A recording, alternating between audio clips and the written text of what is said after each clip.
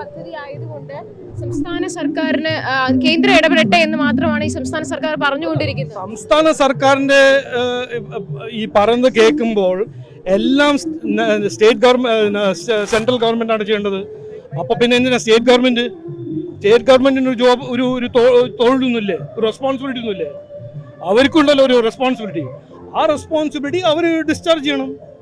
Central government ഇതുവരെ ഈ കഴിഞ്ഞ 10 കൊല്ലം നമ്മൾ എവിടെ നോക്കിയാലും എല്ലാ റെസ്പോൺസിബിലിറ്റീസും എല്ലാ financial devolutions on time as per rules ചെയ്യുന്നുണ്ട്.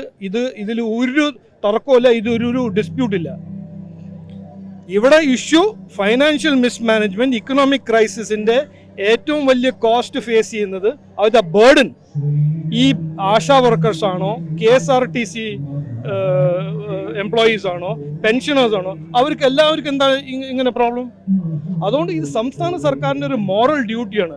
അവരെ വിളിച്ച് അവരെ കൂടെ ചർച്ച ചെയ്ത് അവരുടെ ഒരു ജെന്യുവൻ ഇഷ്യൂസിന്റെ പരിഹാരം ഉണ്ടാക്കാൻ അവരുടെ റെസ്പോൺസിബിലിറ്റി അല്ലത്, അതാണ് അവർ ചെയ്യേണ്ടത്.